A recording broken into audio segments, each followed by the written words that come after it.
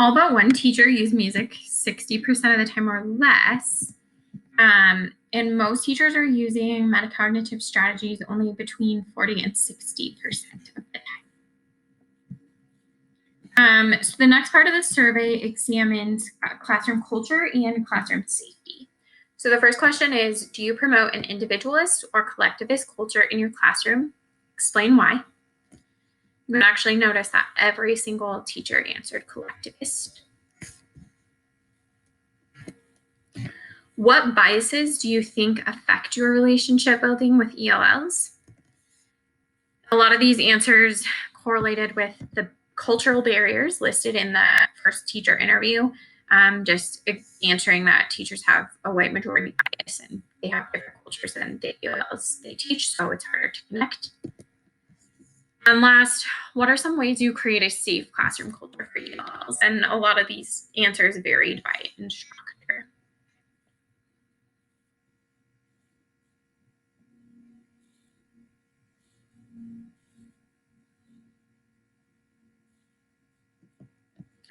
So upon analyzing the survey data, here were some common findings about classroom culture. Teachers are not bilingual. Teachers do not understand the culture of ELLs because they were raised in a different culture or have different values of education than some of their families.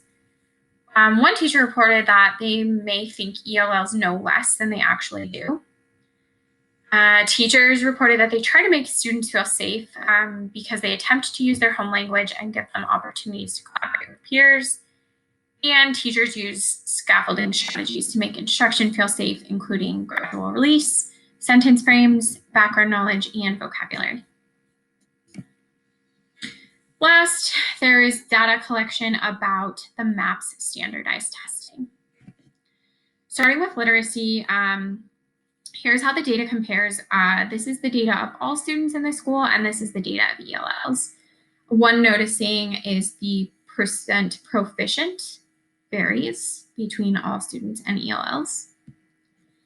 Next, students receive a growth goal based on their beginning of the year test. So they take the test at the beginning of the year and then again in the middle of the year.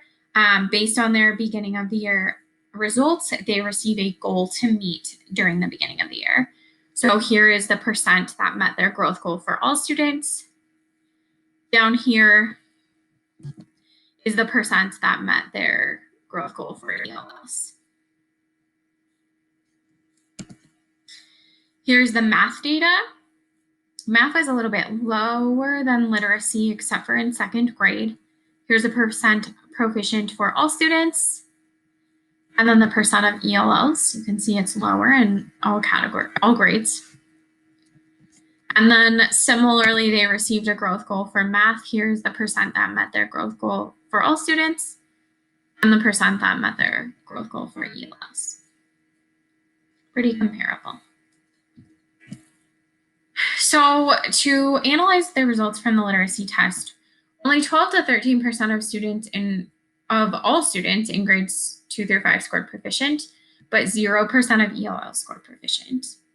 And then about half of the students school-wide met their growth goal, with the exception of 74% of third graders. ELL scored within 9% of the general population, with the exception of 5th grade, where only 22% of ELLs met their growth goal. In 2nd, 4th, and 5th, less ELLs met their growth goal than the general population. In 3rd grade, more ELLs met their growth goal. And then kind of similar for math, basically most of the student population, between 1% and 3% of students were proficient, except for in 2nd grade, 11% of the students were proficient. But 0 to 2% of ELL scored proficient.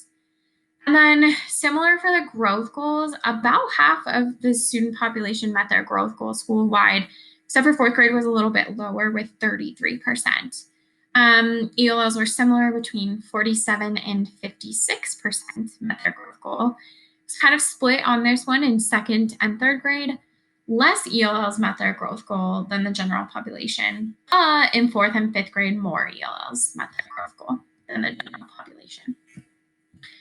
So to correlate the MAPS data to the data from the teacher interview and the teacher